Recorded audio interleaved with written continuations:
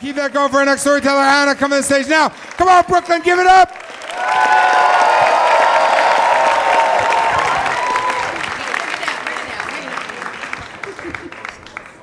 Thanks.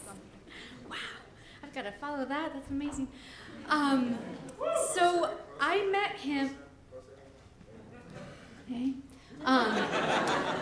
So I met him the morning of September 11th, 2001. We were sitting outside of freshman English, and we seemed to be the only people who didn't realize that classes were canceled. But I kind of didn't mind, because he had these like rosy cheeks, and he had this like Midwestern charm, kind of looked like Shia LaBeouf, if that's your thing. So he had like equal parts like sexy and like a little mentally unstable, but enough to keep you interested. And we're sitting there, and we're kind of like, digesting the day, like, what is this? Like, what does this mean? We're freshmen in college, like, we're not prepared for this. And the more he keeps going, the more I'm falling. But like right before I fall off the like edge of love at first sight, he pulls me back with the words of something about a girlfriend. And I'm like, are you kidding me? Of course. But I'd seen enough romantic comedies at this point to know that sometimes you just gotta like wait it out a little bit, And, be like a loyal best friend, like there for him through good times and bad. And there'll come a day where he's like, you were always the one. But before you think I'm like a total homewrecker, like this girlfriend was someone who was like leftover from high school. She was a study abroad student. She was like already back in her homeland. Like it stands to reason they were never gonna see each other again.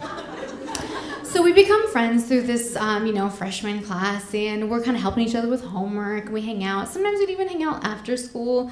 He'd bring me over and show me these like indie films with very like unsettling conclusions, and I would pretend that I kind of followed it, but like who could think at a time like this? Like I'm like sitting on this couch, and he's like radiating this like heat, and I'm like trying not to cross the line, but secretly hoping that he does. And okay, so I'm a little bit of a homewrecker, but.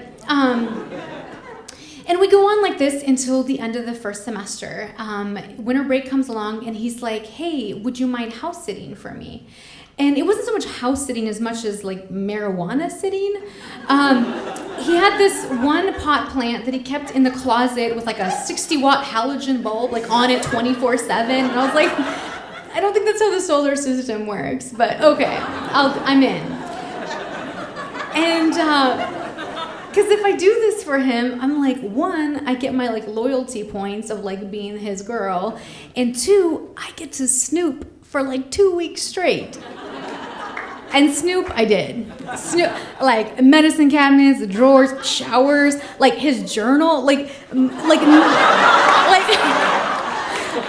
like an amateur poet, like I don't know. Anyway, like nothing was safe from like the violation of my grubby little hands. And one day I kind of get bored, so I go over to the kitchen, and I'm kind of looking through things, and I see like these like little like flames burning on the stove, and I was like, that silly pothead, he forgot to turn off the stove. And I was like, I kind of blow it out, and then I see another one, and I'm like blow it out, and then by the time I get to the third, I'm like, maybe these mean something. And we didn't have Google at the time, no smartphone, so I do the second best thing, which is I called my mommy. And I was like, Mom, like there's like these flames, I don't know what to do. And she's like my mom's a fantastic woman, but she's like not the person you want to call when you think something might be wrong, because she will like elevate it to like code red in like before you've even finished your first sentence. And so she's like, Anna, these are pilot lights. Like there's like, it's an old stove, the gas is flowing. So basically you blew out the lights, and now there's gas going all over the house. If you even try to light it now, you're gonna blow up the house. And I was like, well, this is a fucking catch-22. Like, I don't know what I'm supposed to do. So I'm like, okay. So I'm going around the house, like more gas is streaming. And I'm like, okay, so third best thing, I called 911. And I tried to explain to them the situation. I'm like, I really just need like a brave guy with a lighter. We'll get it done. And the 911 operator kind of tells me in that calm voice where like you can't really tell the gravity of the situation, where she's like, just, ma'am, I need you to open all the windows, open the doors, and exit the apartment immediately. Help is on the way. And I was like, oh my God. And so I'm like about to go out, I'm running out, but I'm like, there's a pot plant in the house. And I'm like, I like this guy, but I'm not taking a fall for him. So So I run in there and like I get the pot plant and I'm like, oh, what do I do? And like I go outside and he's got some other like little plants in the courtyard, so I kind of like stick it in there and put like, you know, cover it with foliage and like, and I go out there and like a full fire truck arrives, like full sirens, like ringing. There's 3 guys in like the full fire outfit, and I was like, I think there's been a misunderstanding. I'm sorry. Anyway, come with me. And you know, they're kind about it, and they get a lighter and they relight it, and they just kind of wish me luck, probably just in life.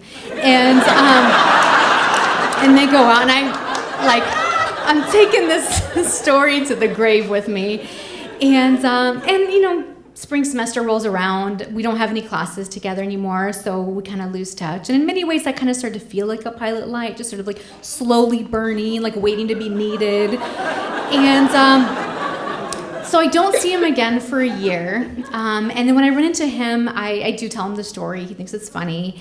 And I ask him about the girlfriend, and he's like, oh, we broke up. And I'm like, oh, I'm so sorry to hear that.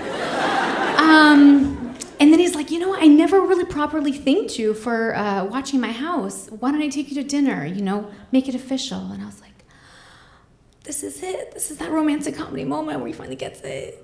But what I say is, yeah, maybe.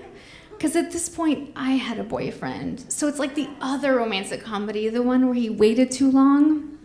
And so I had to acknowledge on that day that me and my little Shia LaBeouf had our flame already blown out.